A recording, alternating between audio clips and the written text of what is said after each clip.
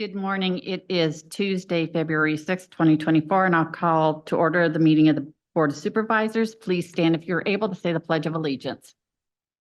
I pledge allegiance to the flag of the United States of America and to the republic for which it stands, one nation, under God, indivisible, with liberty and justice for all. Thank you. There is one correction on the agenda. It's under consent agenda number 7. It says for February 20th, and that should say February 13th. It's correct in the resolution saying February 13th and the notice that went out to the public for the hearing, for the public hearing for the 13th. It was just not corrected on here. So I would take a motion to adopt the agenda with that correction. So moved. Second. Been moved and seconded. Merkin, Aye. Basil, Aye. Heddens, aye. Now it's time for public comment number 1. This comment period is for the public to address topics on today's agenda. If anyone would like to make public comment, come on forward, or if anyone's on Zoom, raise your hand. I'm seeing no big rush and nobody on Zoom, so we'll close public comment number 1. We have no agency reports, and we'll move on to consideration of minutes. I'd move approval of minutes as presented. Second. It's been moved and seconded. Faisal, Aye. Merkin, Aye. Heddens, aye. Consideration of personnel actions. I move approval of personnel actions as presented. Second. Been moved and seconded. Merkin, Aye. Basil, Aye. Heddens, aye. Consent agenda. I would move approval of consent agenda. Second. Been moved and seconded. Basil, Aye. Merkin, Aye. Heddens, aye. No public hearing items, but we do have additional items. So discussion and consideration for permission to use the county credit card for Quicken software, the treasurer's office. Anyone here from the treasurer's office? Do we maybe want to hop over it and Yep, no, return? that's fine.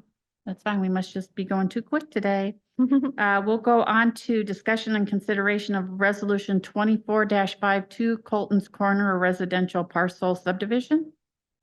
Good morning, Andrea. Good morning. Good morning. So we received a subdivision plat for a parcel along Highway 69, north of Gilbert, south of Story City, some time ago. And we're bringing this forward today for approval, recommending approval with a condition on it. So the applicant was the property owner's attorney. Property owner is Paul Voga, and the location is 14089 US Highway 69. It is zoned A1 agricultural. It does have FEMA mapped floodplain on it. We also have the watershed district mapped, the Keeley branch of the South Skunk watershed. So you can see there on the map with the gold star, it's between Gilbert and Story City. On the right-hand side, you can see the parcel highlighted in aqua, and then the darker blue is the mapped floodplains. You can see that that does cover a considerable amount of the property, with the creek running through there. As you can kind of see in the picture on the right, there is an existing house in that northeast corner. So this is the subdivision plat. So 2 lots would be created by the subdivision plat. Lot 1 has the existing home on it and also some wooded area. Proposed lot 2 is the larger of the 2 lots. It does not have any structures on that portion currently. It is mostly mapped floodplain. They are using it for pasture at present, and it has a wooded area. The property owner did want it indicated as a developable lot, as a buildable lot, just in case in the future they would like to build a home on it, but they don't have current plans right now to build a home on that lot. So per 88.05 of the Code of Ordinances, we do require stream easements when we receive subdivisions such as this one, because this portion of the creek has no regulatory FEMA mapped floodway. We use what's called the belt width measure, which creates that very large stream easement that you're going to see on that subdivision plat. So the surveyor has shown that on the plat. The property owner has granted a stream easement to the county in accordance with our ordinance. County Conservation, they did do a desktop review. They also drove by the site and they did not note any vegetation that was of concern to them, so they are not recommending a separate conservation easement for the property. So as I mentioned, there is a considerable amount of mapped floodplain. The land surveyor did request the base flood elevation from the DNR, so that number is shown on the subdivision plat. And I did contact the property owner, in writing with just a summary of our floodplain regulations. What that would mean if they were to build a house, they would have to elevate that above that BFE. They would also have to make sure that the driveway is elevated sufficiently to be passable during a flood. So the applicable regulations, you've seen these many times. Again, this is entirely in the A1 district, zoning district. These are just for residential development purposes, these two lots. If we go to the next set of regulations, so it does ask that all resulting development lots shall have access to an adjoining public road by easement or by actual road frontage. We're recommending approval of the subdivision plat with the condition that the property owner can continue to work on this point, basically giving us a recorded access easement through one of their adjacent properties, or that they, provide a new driveway permit from the Iowa DOT, who has jurisdiction over Highway 69. So with the exception of that, they do meet all the applicable regulations, and they do understand that they need to continue working on the access point, because they intend to take access from one of their existing field entrances. Property owner owns adjacent land, but they need to have that written up for us. So, and that's kind of what I'm talking about here on this slide, is access to lot 2. So again, we are recommending approval with a condition. You can see the 2 bullet points at the bottom there with the condition about that access easement or documentation that the DOT will provide a driveway permit for them. Any questions for Andrea? Could you go back to the plat again? Yeah, sure. I think it might be the slide 3 or 4. Oh, Next one more. Yes. So how do they take access off 69? They can't. There is a existing driveway. It's very faint, but to the house, there is kind of a loop drive. And so that is on Highway 69 presently. They do have a driveway access to lot 1. Okay, but if they build on lot 2, They could do an access easement over that existing driveway. Yeah. but they'd have to build it up. If they build a dwelling there, potentially, so that portion where the driveway comes in off Highway 69, that is not in mapped floodplain. Oh, okay. So depending on where they put the house, how far back the driveway goes, they might have to elevate at least a part of it. Yeah. Okay. Yeah, that seems like a lot of waterway. or Yes. Development. on. Yes. And so even if the parcel subdivision is approved, they still have to have the driveway portion figured out before Before we to build anything. before we even record the subdivision, we won't take it for recording until they provide us that access easement documentation. Okay. And that's why you have the conditions Right. you're wanting. Yeah. Yeah. Yeah. Because typically we record these same day you approve them, but that wouldn't be the case here. Okay. And we didn't receive any public comment. Notices were mailed out on January 29th, but we have not received anything from the neighbors. And I think the last, analysis, so we already went over the condition on the plat. But otherwise, they're in conformance with the ordinance. They've granted us that stream easement. Nothing will be put in that stream easement. It grants the county the right to come and do erosion control if necessary, on that portion of the property. So these alternatives, you could approve the subdivision plat as submitted, approve it with conditions, deny the subdivision plat, or remand it back to the applicant for more information. Is there any further discussion, or is there a motion? I would move that we approve resolution 24.52, the Colton's Corner Residential Partial Subdivision with the conditions as recommended by Planning and Development. Second. Been moved and seconded. Merkin, Aye. Basil, Aye. Hens, aye. Thank you. Thank you. Thank you. Now we will go back to discussion and consideration of permission to use the county credit card for the Quicken software. Good morning, Ted. Good morning. Good morning. First, I want to commend the board on the speed of which they get through the agenda lately. Sorry, I was a couple minutes late. We use QuickBooks in our office for a very small amount of work, but included in that work is writing our checks through the printer. We need a software to do those maker checks.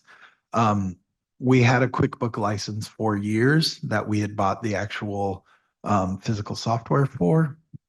That expired a year ago when QuickBooks changed their I don't know, their code or something, and they no longer supported it. It happened very quickly, and we would not have had any check writing software if we did not pay with the credit card more or less immediately. So Artie Baldwin used her personal credit card, and then we reimbursed her for last year's subscription. Moving forward, we were going to move that to either a treasurer credit card or some other payment option, but they insist on having a credit card on file. County policy is that it needs to be the Board of Supervisors official county credit card for any type of subscription like this. So we put it on the agenda, and we're asking that the board would assume that cost on their official county credit card going forward. And then just for your information, we have considered looking at expanding our use of the solutions accounting software, but that was going to be a rather heavy lift, both expense wise and work in our office. So we kind of, we did not make a move on that last fall. We intend to work with our new IT director, once that is named, to either look at the solutions option that would handle this or look at other softwares that we wouldn't need an annual subscription for, would be a more permanent basis. So About how many checks do you write a year or a month? that is very tough to Well, what do you tough write? to describe, because it's all of the only checks we write are refunds or reimbursements when people overpay us. We are, by law, the auditor writes most, but I would say we go through a few hundred a year. But when we get those checks, it is a priority that we get them out, because somebody has overpaid us and we don't want to keep their money for long. So it's not feasible to have those just written through the auditor's office, or? Not really, not the way that the Because code works. you have the money, yeah. Yeah. Okay, gotcha. Just one, And okay. the expanded use of solutions would offer us other options besides just check writing, but it was kind of a healthy fee for the installation. And then we would have to work through how we were going to do the accounting on some of our investments and banking things anyway. So we're going to wait until the new IT director is in and review that with them. Thank you. Any further discussion? Nope. If not, is there a motion? I would move approval. Second. Been moved and seconded. Basil? Aye. Merkin? Aye, Hens, aye. Great, thank you. Thanks, Ted. thank you. Hey, now we're on to departmental reports. We've got the general assistance quarterly report. Good morning, Erin. Good morning. Morning. Okay. Does anybody have any questions to start off with the numbers or anything like that? Okay, I'll skip to the narrative part then. So last time I was here, we were just getting started with taking applications for the next month's rent after the 20th of the current month that we were in. And it has worked out pretty well. It's evened out our traffic a little bit, but yet it's pretty busy. It's kind of almost like we moved the 1st to the 20th or 21st or 22nd, whatever. But it does provide us to be able to help people a little bit faster and get those landlords paid in a more timely manner. So I think it's worth it in that sense. Okay, so my second paragraph here is about the service coordination piece of what we do at General Assistance. and that 90-day service that we offer people if they want to, do an assessment and come up with a couple goals, and we can help them, get referred to services and that kind of thing. It's kind of a short model, but enough to maybe get them through whatever crisis situation they're in at the time. So recruiting for that has been a little, we mention it to people when they're in there asking for assistance, and then that's probably, the only time they hear it. We did a brochure, so now I've got a brochure. So we send those with people as well. And then we've started to write some letters and just kind of say, this is what was happening when you came in to visit us. Here's another brochure. Here's, what we can do for you. We haven't really recruited anyone that way either, but we've only been at it for a couple months. So we'll keep doing that a little bit. The two folks that Chelsea and Wendy have right now, we just try to identify people that can't seem to get over the hump of wherever they're at. So if there's somebody that have come in, say even 3 times in a couple months to apply, we kind of talk about whether or not they'd be, a good candidate or whatever. And so they do have 2 people that they're working with right now. I think there's probably a delicate balance too, since we haven't had either one of them have very many people on service coordination at a time. Anytime they meet with that person, that takes them away from processing applications and things like that. So, still kind of working on that. I guess I don't know what the perfect number would be or anything like that, but we'll keep doing that. We also would like to focus on folks that are housed.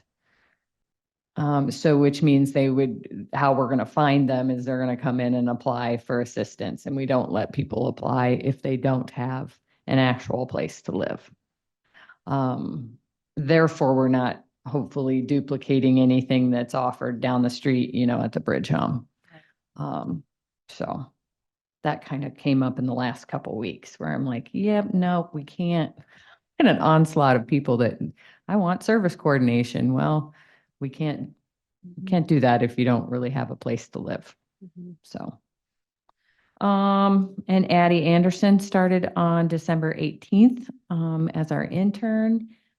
She is working full days on Mondays and Wednesdays and a half a day on Fridays.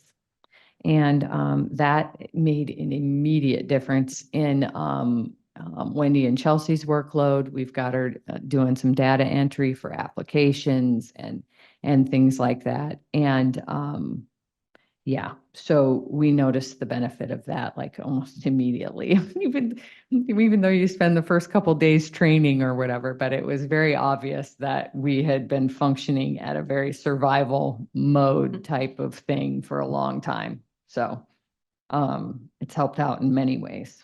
So thank you. Awesome. And then I saw 60 veterans or surviving spouses over the last quarter, which I think is pretty similar to what my number normally is. So, any questions?